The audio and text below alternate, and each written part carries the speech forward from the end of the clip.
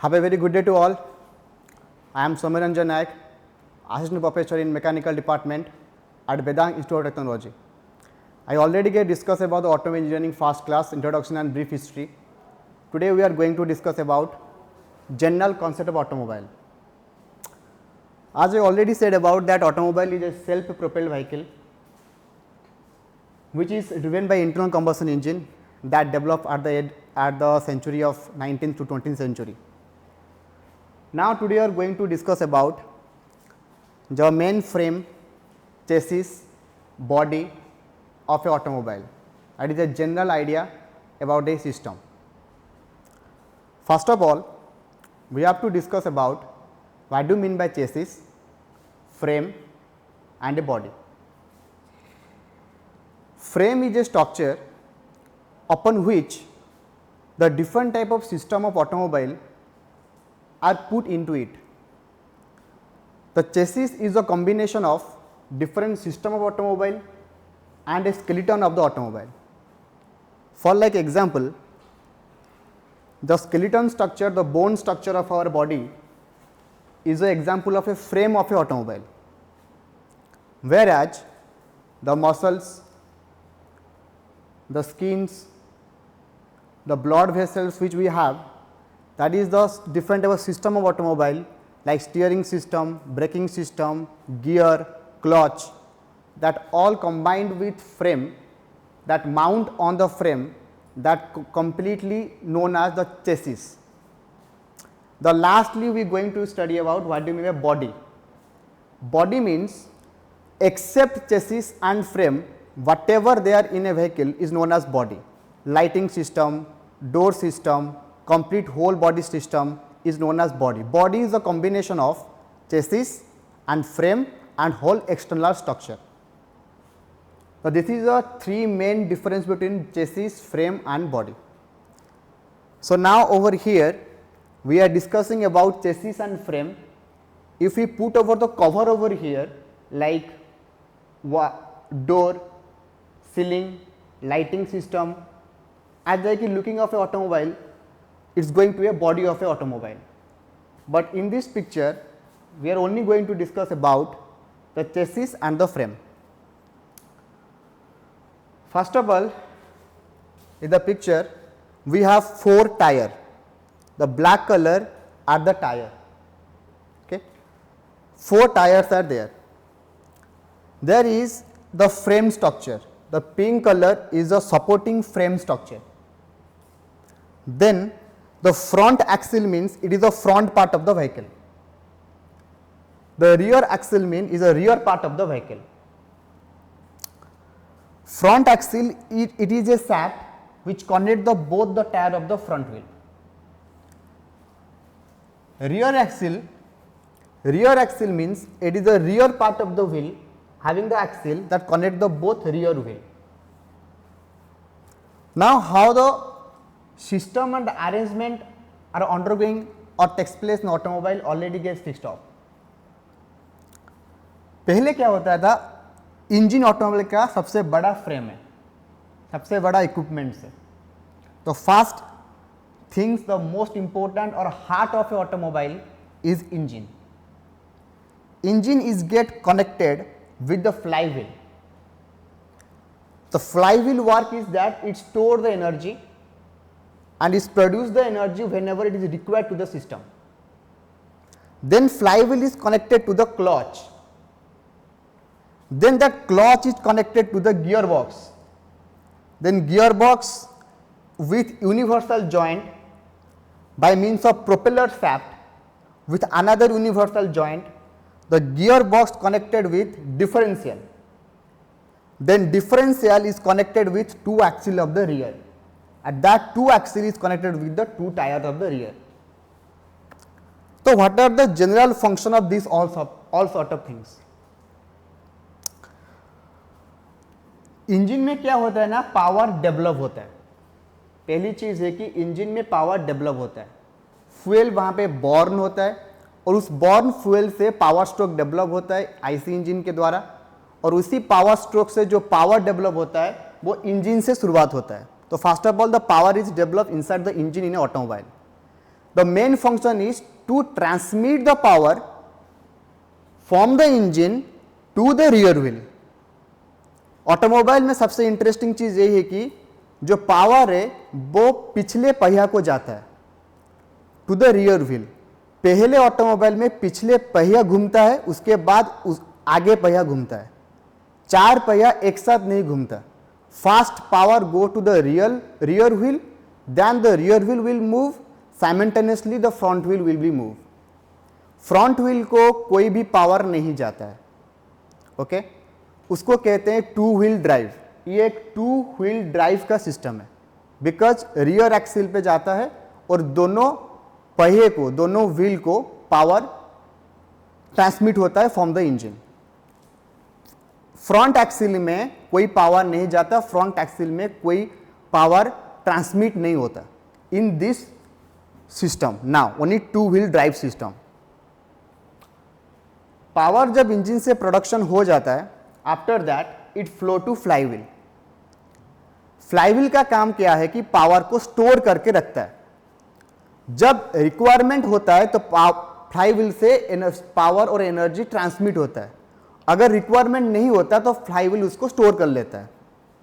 इसमें क्या होता है ना, the energy will not loss so much, it will be conserved by the system. Flywheel में कनेक्टेड होता है क्लच। क्लच का काम क्या है ना, वो पावर को फ्लाईव्हील से लेके गियर बॉक्स तक पहुंचाता है। The function of clutch is to transmit the power from the flywheel to the gear box whenever it is required. The gearbox function is to be produce the torque and transmit the torque. The gearbox transmit the torque to the differential by the help of joint, universal joint by means of a shaft known as propeller shaft.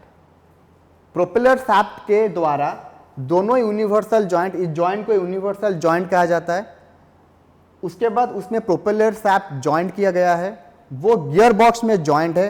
तो gear box में जो torque production होता है वो transmit होता है propeller shaft से differential तक। डिफरेंशियल सबसे इंपॉर्टेंट चीज है रियर एक्सिल में, वो काम क्या करता है? Actually the main function of differential is to distribute the power equally to both the wheel of the rear axle. इसका मतलब यही है कि अगर यहां पे जितना भी पावर आता है वो उसको इक्वली डिस्ट्रीब्यूट करता है। रियर एक्सिल को जो दो व्हील है इक्वल पावर डिस्ट्रीब्यूट होता है। ऐसा नहीं कि एक व्हील को ज्यादा जाता है दूसरी व्हील को कम जाता है। अगर ऐसा होता तो एक व्हील ज्यादा जोर से घूमता, दूसरा व्हील कम स्पीड में घूमता। तो इसमें क्या होता ना, व्हीकल ठीक से मूव नहीं कर पाता, किसी भी डायरेक्शन में व्हीकल टिल्ट हो जाता। तो दोनों व्हील को एक ही इक्वल पावर डिस्ट्रीब्यूट होता है। सपोज 100 हॉर्स पावर की पावर यहां से पहुंचा है डिफरेंशियल में, तो डिवाइड हो जाता है 50-50, एक पहिया को 50, दूसरी पहिया को 50। ये रियर एक्सिल को जाता है, पीछे पहिया को। तो डिफरेंशियल का काम क्या है? पावर को डिस्ट्रीब्यूट करना। और पावर डिस्ट्रीब्यूट होके वो जो रियर एक्सिल है उसके हेल्प से पीछे पहिया को जाता है और पीछे पहिया मूव करता है। तो it is the whole system of the automobile chassis. System क्या है? पहले इंजन से प्रोडक्शन होता है, उसके बाद फ्लाईव्हील कनेक्टेड है, उसके बाद गियर बॉक्स क्लच कनेक्टेड है, उसके साथ गियर बॉक्स यूनिवर्सल जॉइंट से propeller shaft, differential, power distribute to the wheel. This is a two wheel drive system because the only one differential present in the rear wheel. The flow of the power only takes place in the rear wheel. So it is a two wheel drive system. After that, this is a four wheel drive system. The two wheel drive system are the example like our motorcycle, our general economical car, our buses. Genuinely traveling vehicle are two wheel drive vehicle. Commonly most vehicle run on the road are two wheel drive vehicle, but this one is four wheel drive vehicle. Four wheel drive means the power at a time goes to front wheel and the rear wheel. In two wheel drive what happen, power distribute only in the rear wheel. पहले rear wheel को जाता था, उसके बाद पीछे पहिया घूमता था पावर से, उसके बाद आगे पहिया घूमता था। ये टू व्हील ड्राइव में। फोर व्हील ड्राइव में ऐसा नहीं है, एक ही साथ आगे को भी जाता है पावर, पीछे को भी जाता है, इसीलिए यहां पे दो डिफरेंशियल है, फ्रंट में एक डिफरेंशियल है, बैक में एक डिफरेंशियल है। तो डिफरेंशियल का काम क्या था, पावर को डिस्ट्रीब्यूट करना। तो यहां पे दो दो डिफरेंशियल, फ्रंट में एक और रियर में एक, इसका मतलब है कि एक ही साथ पावर बैक को भी जाता है और फ्रंट को भी जाता है। और ये जो फोर व्हील ड्राइव है, इसका टॉर्क है, जो पावर है, टू व्हील ड्राइव से सबसे ज्यादा है। तो इसीलिए इसको पर्टिकुलर स्पेशल व्हीकल में यूज किया जाता है, जैसे जीप में यूज किया जाता है, जैसे फॉर एग्जांपल महिंद्रा थॉर में यूज किया जाता है, जो पहाड़ के एरिया में गाड़ी जाता है उसमें यूज किया जाता है, जो व्हीकल रेसिंग बाइक है, रेसिंग व्हीकल है फोर व्हील, उसमें भी यूज किया जाता है। इसमें ज़्यादातर पावर ज़्यादा डेवलप होता है और चार पहिया को ज़्यादा जाता है, क्योंकि टॉर्क ज़्यादा चाहिए। पहाड़ के एरिया में टॉर्क ज़्यादा चाहिए, मतलब पावर ज़्यादा चाहिए। जहाँ पावर ज़्यादा चाहिए वहाँ फोर व्हील ड्राइव यूज किया जाता है। तो इसमें क्या सिस्टम है, 4 टायर है, 1 2 3 4। ये पीछे वाला पहिया है रियर एक्सिल, ये आगे वाला पहिया है front axle and front tyre. उसके बाद ब्रेक है 1 2 3 and 4 brake 4 tyre. Next over there is a differential, there is axle, front axle, there is rear axle, there is one differential. The function of differential already I discussed, that it distribute the power equally in the front wheel. Rear wheel differential distribute the power to the rear wheel. Again the same thing over here, the engine is a fast, power develop. Here there is no flywheel over there. Picture में flywheel दिखाया नहीं गया है, लेकिन यहाँ पे flywheel होता है। ओके, बिना फ्लाईव्हील में कोई भी फोर व्हील ड्राइव नहीं होता है। टू व्हीलर में फ्लाईव्हील नहीं है, लेकिन फोर व्हील ड्राइव में, फोर व्हीलर में फ्लाईव्हील होता है। तो यहाँ पे दिखाई नहीं गया है, लेकिन यहाँ पे फ्लाईव्हील होना चाहिए था। उसके बाद क्लच है, उसके बाद गियर बॉक्स है, जो ऑलरेडी डिस्कस हो चुका है। लेकिन यहाँ पे एक नया चीज है जो टू व्हील ड्राइव में नहीं था, वो है transfer case four wheel drive. Double D का मतलब wheel drive. Transfer case four wheel drive means, इसका काम क्या था, गियर बॉक्स में जो टॉर्क जाता है इंजन से फ्लाईव्हील क्लच के द्वारा, टू व्हील में क्या होता था, वो सिर्फ पीछे को जाता था। ट्रांसफर केस लगा देने से क्या होता है ना, वो दोनों को एक ही साथ पावर भेजता है, फ्रंट को भी और बैक को भी। ट्रांसफर केस में फ्रंट में भी ये डिफरेंशियल पावर यहां से जाएगा, at a time at the same moment rear wheel को भी पावर जा रहा है। तो इसका काम क्या है कि एट ए टाइम पावर को फ्रंट और रियर एक्सिल में ट्रांसफर करना, जो कि सिर्फ और सिर्फ फोर व्हील ड्राइव में ही अवेलेबल है। After that propeller shaft universal joint already discussed in two wheel drive, then it connected to the differential of back wheel drive, and this one is wheel track. Okay, wheel track means the distance between the two wheel of the vehicle, the distance between the two wheel of vehicle but in the same alignment। मतलब ये पीछे का पहिया है, तो पीछे का पहिया का डिस्टेंस अपने आप से कितना दूरी है उसको व्हील ट्रैक कहते हैं। वही चीज, सेम चीज आगे का पहिया की भी है। आगे की पहिया को जो है, अगर दोनों का डिस्टेंस आगे की पहिया का जो आप मेजर करेंगे उसको भी व्हील ट्रैक कहते हैं। लेकिन यहां पे देखिए लिखा है व्हील बेस। व्हील बेस का मतलब है कि फ्रंट एक्सिल से रियर एक्सिल तक जो डिस्टेंस, उसको व्हील बेस कहते हैं। तो इसमें कंफ्यूज नहीं होना है, व्हील ट्रैक क्या है और व्हील बेस क्या है। व्हील ट्रैक का मतलब है कि in a particular instant of system, particular instant of movement, मतलब if you take rear axle, only the distance between the wheel at the rear axle. If you take front axle, distance between the two tyre at the front axle is wheel track. But the complete vehicle distance from front wheel to the rear wheel is known as wheel base. Front wheel से लेके rear wheel तक जो distance होता है उसको wheel base कहते हैं। और आगे का पहिया का जो डिस्टेंस दोनों का व्हील ट्रैक और पीछे का पहिया का जो डिस्टेंस वो है व्हील ट्रैक। तो ये हो गया 4 व्हील ड्राइव, और उससे पहले बता चुका हूं 2 व्हील ड्राइव। उसके बाद जो भी सिस्टम है उसका क्या क्या फंक्शन है जो ऑलरेडी डिस्कस है। तो यहाँ से एक एक करके डिटेल्स में डिस्कस करते हैं। पहला है इंजन, जो मैं दिखा चुका हूँ, यहाँ पे है इंजन। तो इंजन का काम क्या है? It is a power generator which provide power to drive the vehicle. इसका मतलब क्या होता है? इंजन में फ्यूल बर्न होता है, वहां पे पावर डेवलप होता है और उसी पावर से व्हीकल चलता है। इसको डिटेल्स में मैं जब आईसी इंजन चैप्टर पढ़ाऊंगा तब उसको डिटेल्स में एक्सप्लेन करूंगा कि इंजन के अंदर कैसे पावर डेवलप हो रहा है। उसके बाद चेसिस है। It consist of a frame, मैं जो ऑलरेडी बोल चुका हूं। फ्रेम के ऊपर जो भी चीज है is which holds the engine body carry all the major component, transmission, steering, suspension, braking, wheel, all system is known as chassis. जैसे फॉर एग्जाम्पल अगर मैं बता दूंगा उसको समझने के लिए फ्रेम और चेसिस के अंदर और बॉडी के अंदर क्या फ़र्क है। रास्ते में देखे होगे जो नया ट्रक आता है उसका कुछ नहीं होता, वो बेयर होता है।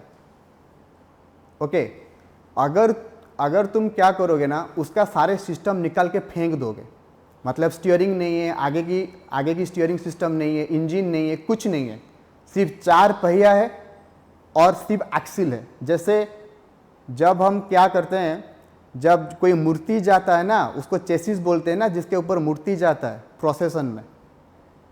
दुर्गा पूजा आगे आ रहा है, गणेश पूजा आगे आ रहा है, विश्वकर्मा पूजा भी है। तो इसमें क्या प्रॉब्लम नहीं, इसमें क्या हम करते हैं ना, एक चेसिस होता है, उसमें कोई इंजन नहीं होता, एक इंसान आगे बैठता है स्टीयरिंग पकड़ के, लोग उसे धक्का मारते हैं, वो जाता है। उसमें कोई सिस्टम नहीं होता, सिर्फ 4 पहिया है और मैकेनिकल एक्सिल से, फ्रंट एक्सिल, रियर एक्सिल, और उसमें जो मूर्ति है रखा जाता है, तुम उसको धक्का मार के लेके जाते हो, स्टीयरिंग में सिर्फ डायरेक्शन देते हो। उसी को कहते हैं फ्रेम, उसको चेसिस नहीं कहते, हम उसको कॉमनली चेसिस कहते हैं।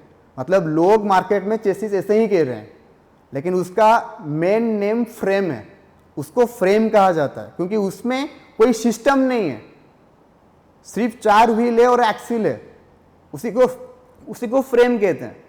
जब उसके ऊपर तुम सिस्टम लगा देते हो, जैसे फॉर एग्जांपल जब बड़ा ट्रक आता है ना, उसमें कुछ नहीं होता, ड्राइवर होता है, आगे में बैठता है, वो ट्रक चलता है, तो उसी को कहते हैं चेसिस। मतलब फ्रेम था, फ्रेम के ऊपर तुम सब कुछ लगाए, स्टीयरिंग सिस्टम लगाए, सस्पेंशन लगाए, व्हील लगाए, ट्रांसमिशन लगाए, सबको ज्वाइंट कर लिया, उसके बाद वो हो गया तुम्हारा चेसिस।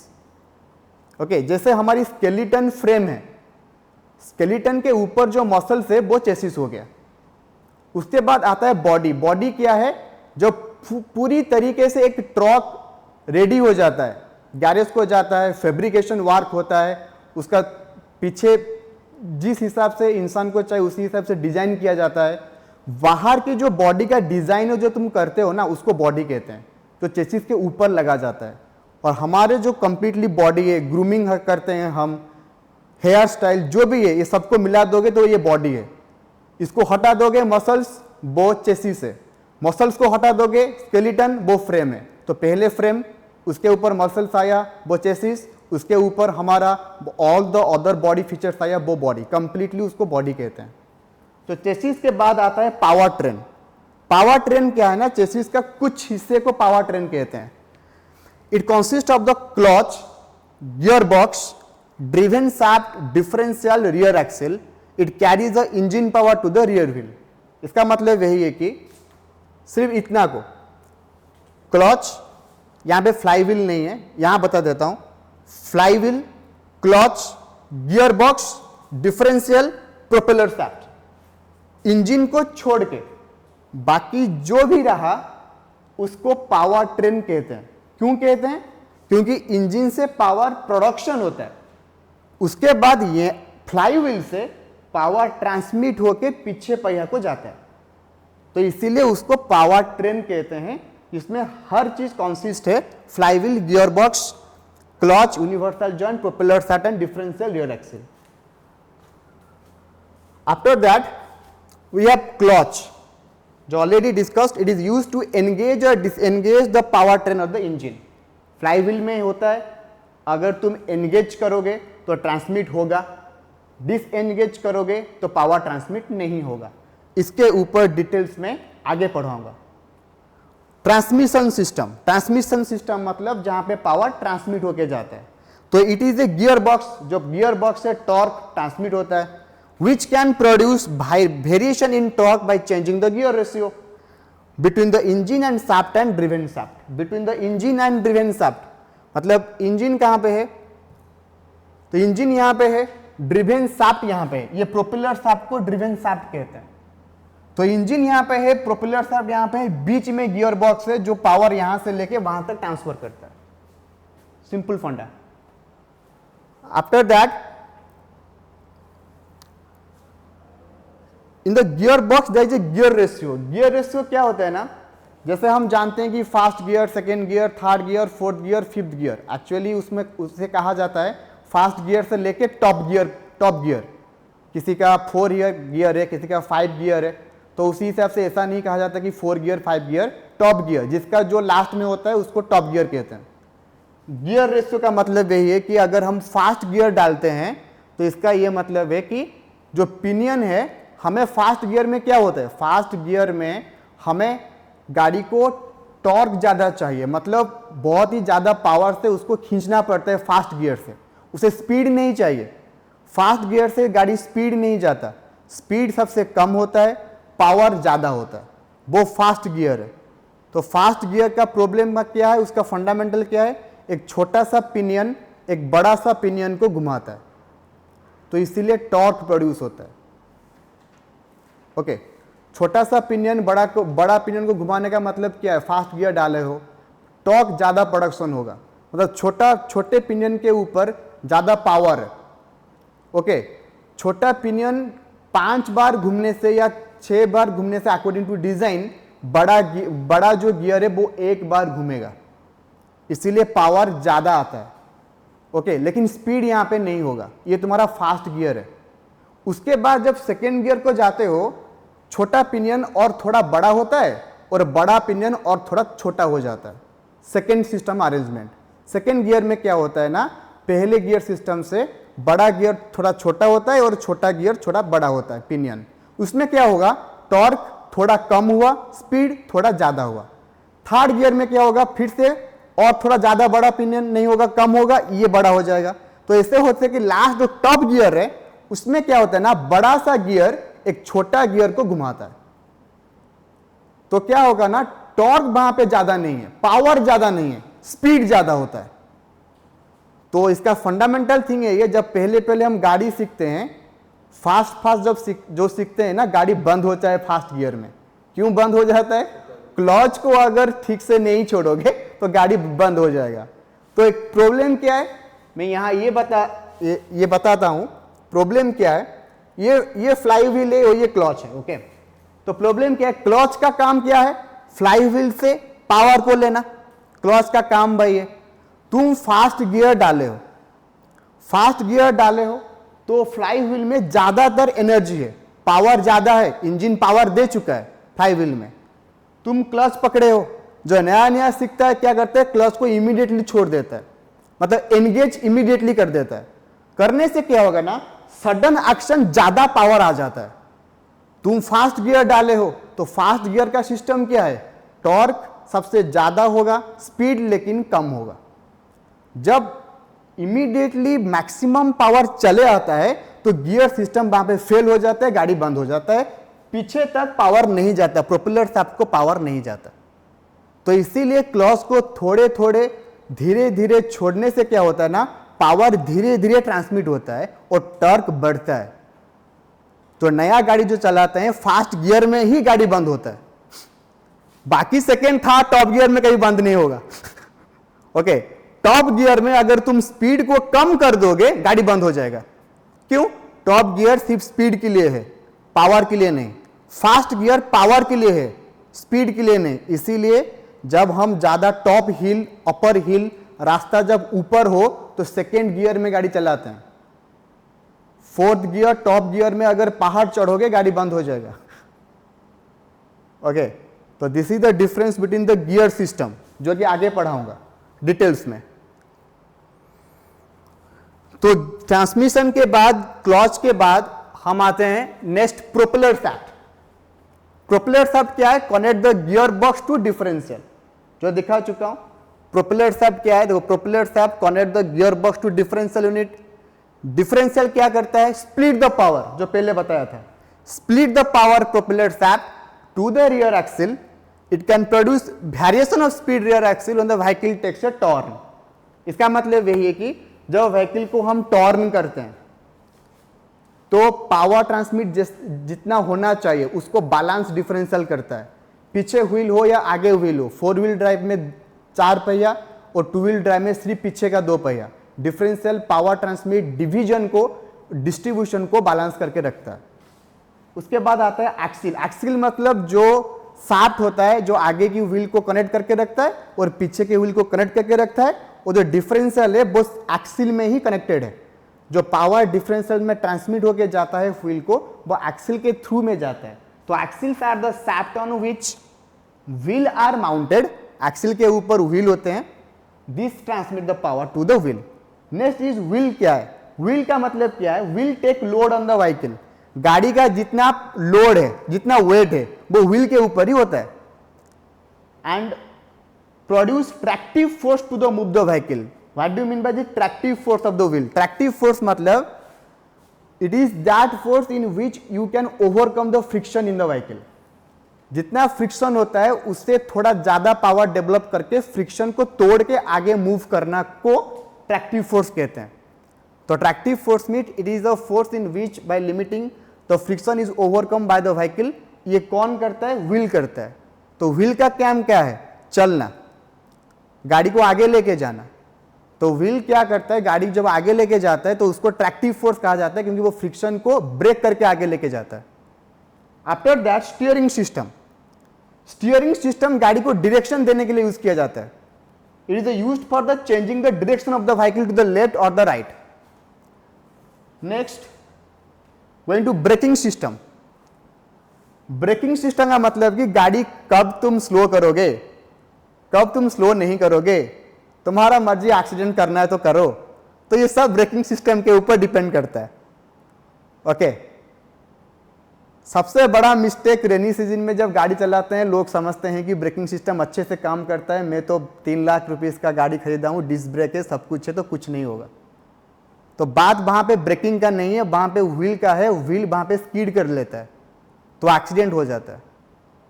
तो इसीलिए हर एक सिस्टम को अच्छे से समझना चाहिए, अदरवाइज वो सिस्टम तुम्हारे लिए एक ब्लेस नहीं होगा, नहीं तो एक अभिशाप बन के रह जाएगा। After that there is a suspension system. Suspension system क्या है? It is used to observe the vibration that is up and down motion of wheel on the road. Horns होता है, डिचेस होता है, वहां पे जब गाड़ी जाता है तो अगर सस्पेंशन सिस्टम का मतलब है शॉक ऑब्जर्वर, जो आगे लगाया जाता है, पीछे व्हील में स्प्रिंग लगाया जाता है, उसको शॉक ऑब्जर्वर कहते हैं। जो वाइब्रेशन होगा व्हील से जो ऊपर आता है वो तुम्हें डायरेक्टली इंपैक्ट ना करे, तो उसको ऑब्जर्व कर लेता है शॉक ऑब्जर्वर जो आगे है, और पीछे का व्हील पे स्प्रिंग लगाया जाता है ऑब्जर्वर के साथ, तो जिसमें तुम जो जॉर्किंग है लाइटली फील करोगे, ज्यादा फील नहीं करोगे। इसका सबसे एग्जाम्पल बढ़िया है ट्रैक्टर। ओके, ट्रैक्टर में कोई सस्पेंशन सिस्टम नहीं है, इसलिए ट्रैक्टर में जब बैठ के जाओगे देखना मजा आएगा जब तुम रोड में जाओगे, वाइब्रेशन तुम्हें बहुत ही इजीली फील होगा। लेकिन अगर तुम एक स्कॉर्पियो में जाओगे, वही रोड होगा, तुम्हें वाइब्रेशन फील नहीं होगा, स्मूथफुली गाड़ी जाएगा, क्योंकि सस्पेंशन सिस्टम ज़्यादा बेटर है compare to the tractor system. तो सस्पेंशन सिस्टम जिसका बेहतर होता है वहाँ पे वाइब्रेशन का फील नहीं होता, तुम एक स्मूथ ड्राइव कर सकते हो। एक स्मूथ रोड में अगर रोड नहीं है तो भी तुम्हें स्मूथ ड्राइव का एंजॉयमेंट सस्पेंशन सिस्टम देता है। Next is electrical system. Electrical system provide energy to operate the starting motor, give power to all the accessory.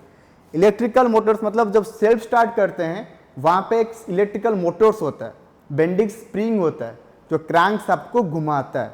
जो मैं पिछले क्लास में बोला था, मैकेनिकली हम किक मारते हैं तो क्रैंकशाफ्ट घूमता है।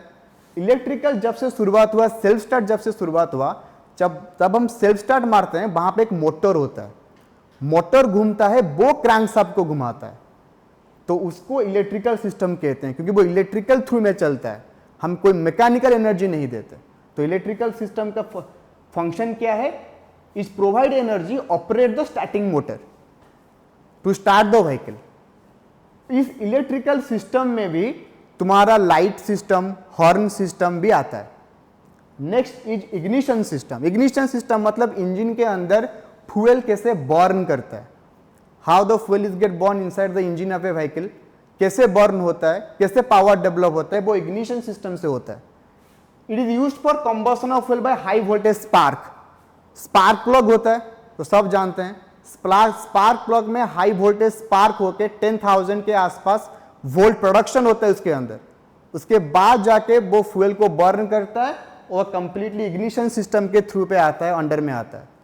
Next is fuel system. Fuel system मतलब ये कि फ्यूल गाड़ी के अंदर जाता कैसे। तुम तो पेट्रोल डाल लेते हो टैंकी में, उसके बाद उस टैंकी से जो टैंक है पेट्रोल का, उसके बाद वो फ्यूल कहाँ जाता है, कैसे जाता है, कितने अमाउंट जाता है, कि कैसे कंट्रोल होके जाता है, कार्बोरेटर है, इंजेक्टर है, सब कुछ है।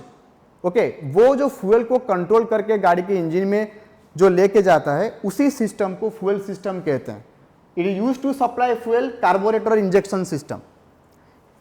उसके बाद कूलिंग सिस्टम है, हर चीज गर्म हो जाता है, इंसान भी गर्म होता है और उसके बाद कोई भी सिस्टम भी गर्म हो जाता है, तो उस गर्म को ठंडा करना जरूरी है।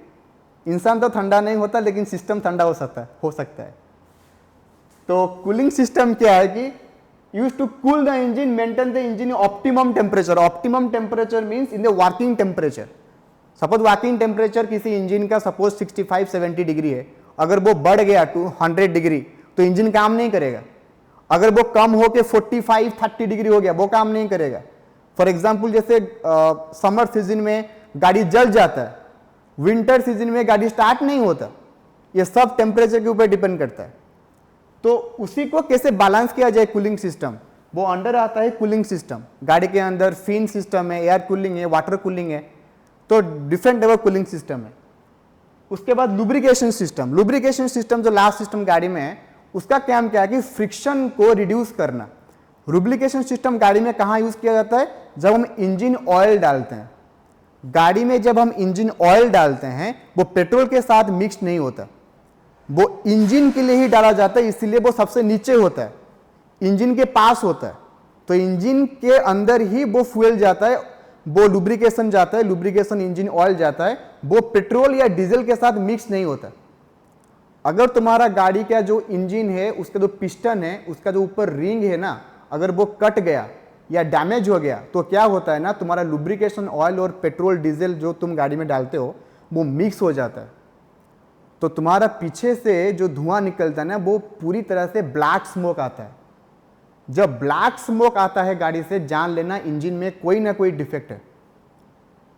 ओके, तो लुब्रिकेशन सिस्टम का काम यही है कि use to lubricate the different component of the vehicle, mainly engine component, and to minimize the friction and also to the coolant. It is used also as a coolant. Lubrication also sometimes it reduces the hotness or the high temperature of the vehicle.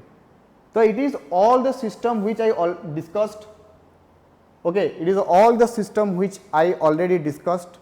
Each and every system will be discussed very details, mainly the fuel ignition system in the IC engine chapter, in the IC engine topic, IC engine subject. But in automobile, these systems, mainly the ignition system is not in the part.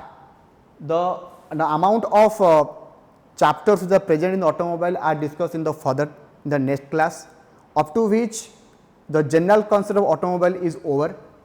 In the next class, we are going to study the first system of the automobile, that is transmission system.